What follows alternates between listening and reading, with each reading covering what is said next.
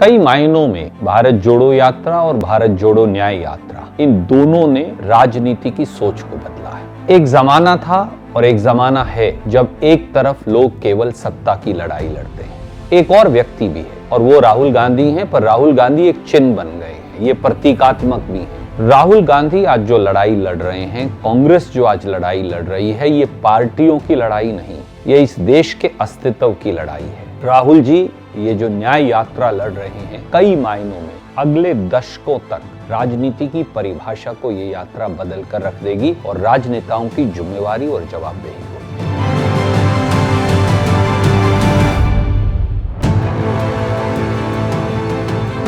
ये केवल लड़ाई मोदी सरकार के खिलाफ नहीं, केवल ये लड़ाई भाजपा के खिलाफ भी नहीं, ये लड़ाई उस तंत्र के खिलाफ है जो भारतीय जनता पार्टी और नरेंद्र मोदी जी ने बुना है। वो तंत्र है चंद उद्योगपतियों के सहारे पूरे देश की संपत्ति उन्हें सौंपकर उसे चलाना और फिर उस संपत्ति का दोहन व्यक्तिगत स्वार्थ के लिए करना। क्या इस देश में रोजगार नहीं होना चाहिए? क्या गुणी, शिक्षित, काबिल युवाओं को, युवतियों को नौकरी नहीं मिलनी चाहिए? क्या आर्थिक असमानता जो है, जिसमें 60% देश की संपत्ति 4 या 5 या 6% लोगों के पास है, क्या ये सही है? क्या इस देश में दलित होना अपराध है? क्या इस देश में आदिवासी होना अभिशाप है? क्या इस देश में गरीब होना अन्याय का प्रतीक है? इसलिए ये लड़ाई दो राजनीतिक दलों के खिलाफ नहीं, ये लड़ाई दो राजनीतिक दलों के बीच ना होकर ये विचारधारा की लड़ाई है। वो विचारधारा जिस पर भारत की स्वतंत्रता टिकी थी और जिस पर भारत का वर्तमान और भविष्य टिका है।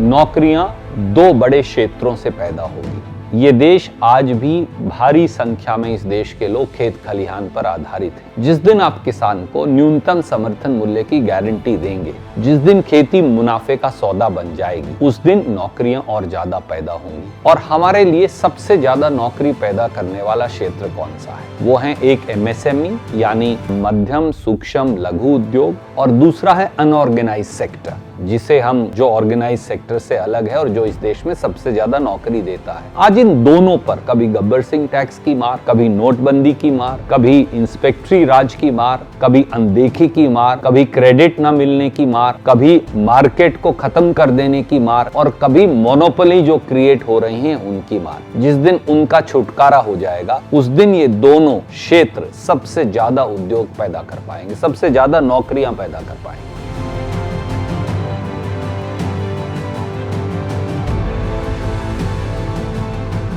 कहने की आवश्यकता नहीं, महात्मा गांधी, क्योंकि महात्मा गांधी कांग्रेस के नेता नहीं थे। महात्मा गांधी अकेले स्वतंत्रता संग्राम के नायक भी नहीं थे, मैं नहीं मानता। महात्मा गांधी इस देश में भेदभाव के खिलाफ लड़ी जाने वाली एक सामाजिक क्रांति के बिगुल थे। तो इसलिए राहुल गांधी जिस रास्ते पर चले हैं, कोई व्यक्ति महात्मा गांधी नहीं हो सकता, पर अगर उनके रास्ते पर कोई आज निश्चल तरीके से चल रहा है तो वो राहुल गांधी हैं। और मुझे लगता है कि अगर आज वो होते तो वो सबसे आगे चल रहे होते और पूरा देश भी उनके साथ होता।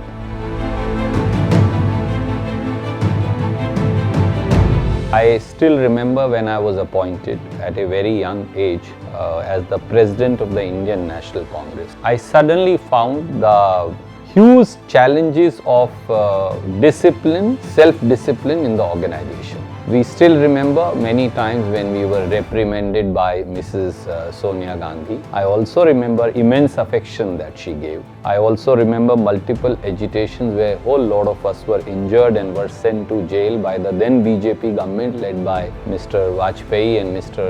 Advani. So I think the experiences are innumerable. I will only say the journey in the Congress party is itself an experience, a life-changing one, a learning experience, a humbling experience, and an experience of understanding humanity, a sense of purpose, a sense of morality in many ways, and a balance between ethics, constitutionalism, democracy, and organization.